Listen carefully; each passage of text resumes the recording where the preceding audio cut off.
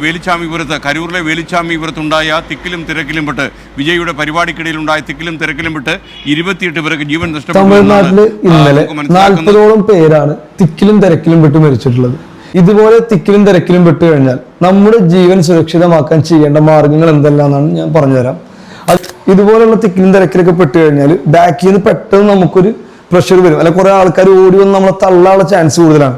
ആ സമയത്ത് നമ്മൾ ഇങ്ങനെ സ്ട്രെയിറ്റ് ആയി നിൽക്കുന്നതാണെങ്കിൽ നമ്മൾ വീഴാനുള്ള ചാൻസ് വളരെ കൂടുതലാണ്. അപ്പൊ നമ്മൾ എന്താ ചെയ്യുന്നത്, ഈ ബോക്സേഴ്സ് ഒക്കെ നിൽക്കുന്ന പോലെ ഈ ഒരു പൊസിഷൻ ഹോൾഡ് ചെയ്ത് നിൽക്കുക. ഇങ്ങനെ നിന്ന് കഴിഞ്ഞിട്ടുണ്ടെങ്കിൽ നമുക്കൊന്നുകൂടി നമ്മുടെ ബോഡിയെ സ്റ്റെബിലൈസ് ചെയ്യാൻ പറ്റും. ഒരു 5-6 ആൾക്കാർ വന്ന് തള്ളിക്കഴിഞ്ഞാലും നമുക്ക് അധികം മൂവ് ചെയ്യാതെ അല്ലെങ്കിൽ വീഴാതെ നോക്കാൻ ശ്രമിക്കാൻ പറ്റും. അതുപോലെ തന്നെ നമ്മളെ ഹാർട്ടിനെയും നമ്മുടെ ഫേസിനെയൊക്കെ പ്രൊട്ടക്ട് ചെയ്യാൻ സഹായിക്കും.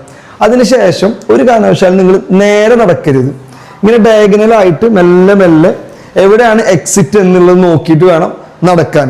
അതുപോലെ തന്നെ നമ്മൾ നേരെ ഏതെങ്കിലും ചുമരിൻ്റെയോ അല്ലെങ്കിൽ വോളിൻ്റെയോ നേരെ നടക്കാൻ പാടില്ല. കാരണം അത് നമ്മൾ എത്തിക്കഴിഞ്ഞു കഴിഞ്ഞാൽ ബാക്കിൽ നിന്ന് പ്രഷർ വരുമ്പോൾ നമ്മൾ ഈ റിപ്സിലേക്കൊക്കെ ഇഞ്ചുറി വരാനും ഫേസിലേക്ക് ഇഞ്ചുറി വരാനും ശ്വാസം മുട്ടി മരിക്കാനൊക്കെയുള്ള ചാൻസ് വളരെ കൂടുതലാണ്. ഇനി ബൈ ചാൻസ് നമ്മൾ താഴെ വീഴുകയാണ്,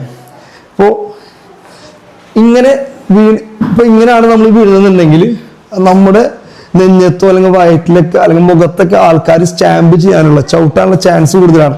അതല്ലാന്നുണ്ടെങ്കിൽ ഇങ്ങനെ വീണ് കഴിഞ്ഞാലും അതുപോലെ തന്നെയാണ്, നമ്മുടെ വൈറ്റൽ ഓർഗൻസിനൊക്കെ ഇഞ്ചുറി വരാൻ ചാൻസ് കൂടുതലാണ്. വീഴുകയാണെങ്കിൽ ഉടനെ തന്നെ നിങ്ങൾ ഈ ഒരു പൊസിഷൻ മെയിൻറ്റെയിൻ ചെയ്യാം. എത്ര നേരമാണോ നിങ്ങൾക്ക് മെയിൻറ്റെയിൻ ചെയ്യാൻ പറ്റുന്നത്, ആ തിക്കും തിരക്കും ഒഴിയുന്നത് വരെ ഒരു പൊസിഷൻ മെയിൻറ്റെയിൻ ചെയ്ത് അതിനുശേഷം എല്ലാം അവസാനിച്ചതിന് ശേഷം മാത്രം നിങ്ങൾ എണീക്കുക. അതല്ല നിങ്ങൾക്ക് ഒരു ചാൻസ് കിട്ടുകയാണെന്നുണ്ടെങ്കിൽ ഉടനെ തന്നെ എഴുന്നേൽക്കാൻ ശ്രമിക്കുക. അതിനുശേഷം നിങ്ങളുടെ അവസ്ഥ നോക്കിയിട്ട് നിങ്ങൾ ഉടനടി തന്നെ മെഡിക്കൽ സഹായം തേടുക. ഈ അറിവ് നിങ്ങൾ നിങ്ങളുടെ വേണ്ടപ്പെട്ടവർക്ക് എന്തായാലും ഷെയർ ചെയ്ത് കൊടുക്കുക. അവരുടെ ജീവൻ രക്ഷിക്കാൻ ചിലപ്പോൾ ഇത് സഹായിച്ചേക്കാം.